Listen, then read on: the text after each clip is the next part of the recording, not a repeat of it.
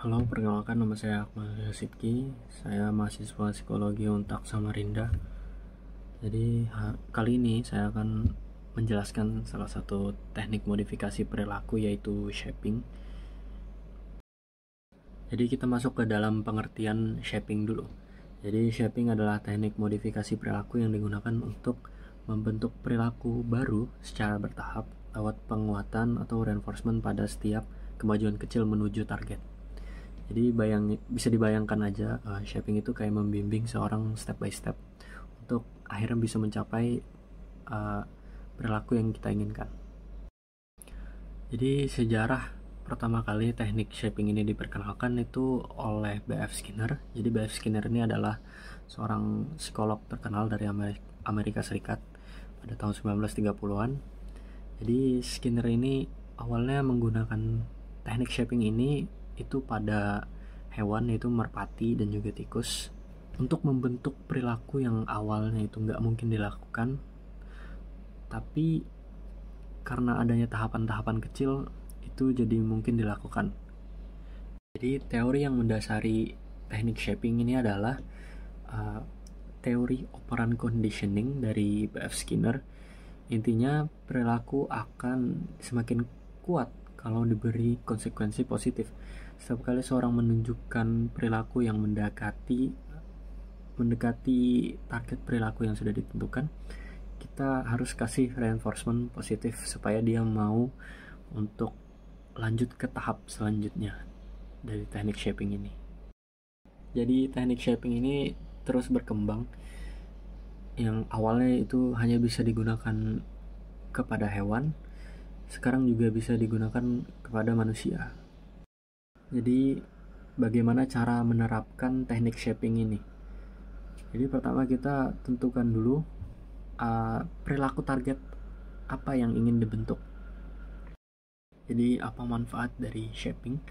Jadi manfaat utama dari teknik shaping itu adalah membantu seseorang mempelajari perilaku baru yang kompleks yang nggak bisa dilakukan langsung sekaligus.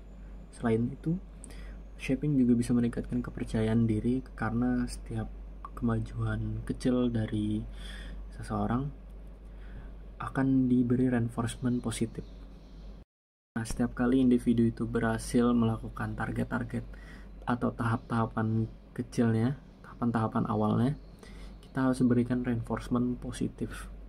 Dengan misalnya bisa kita kasih pujian atau hadiah.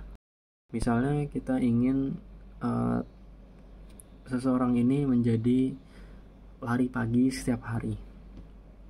Misalnya lari pagi 5 km setiap hari. Jadi kita harus bagi perilaku target itu menjadi tahapan-tahapan kecil.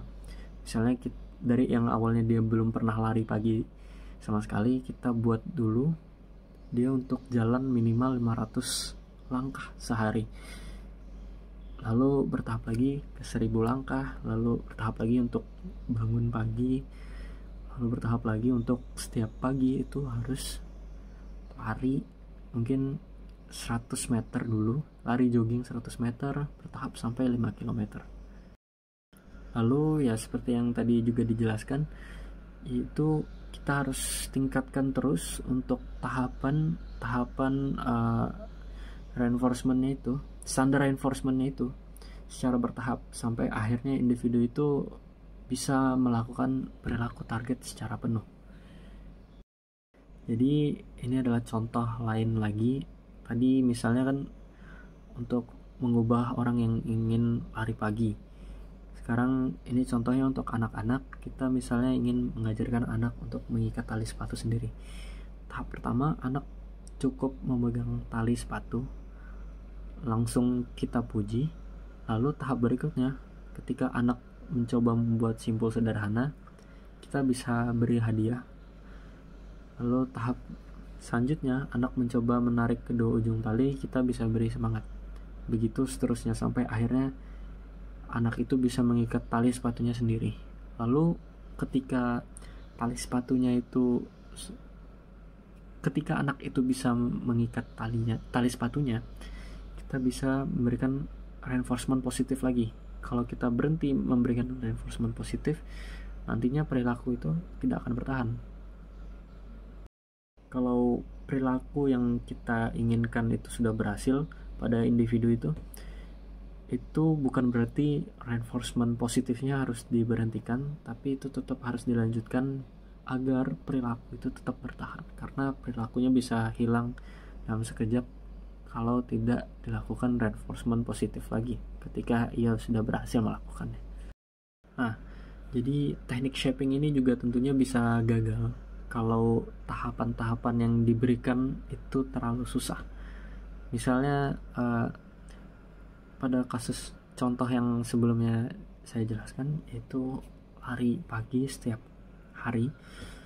Kalau misalnya tahapannya itu dimulai dari 1 km per hari per pagi hari, itu untuk orang yang jarang lari itu cukup susah untuk dilakukan. Jadi itu akan membuat shaping ini gagal. Dan sebaliknya, kalau shaping ini akan berhasil kalau tahapannya dibuat realistis. Jadi yang awalnya orang tidak pernah lari, kita suruh dulu untuk 500 langkah per hari, lalu naik 1000 langkah, dan seterusnya sampai 5 km setiap pagi hari. Ini akan bisa lebih efektif dibandingkan cara sebelumnya, yaitu dengan langsung tahapan sulit. Itu tidak akan berhasil, itu akan membuat teknik shaping ini gagal. Nah, itu tadi adalah penjelasan tentang teknik shaping dalam modifikasi perilaku. Semoga bermanfaat dan semoga membantu.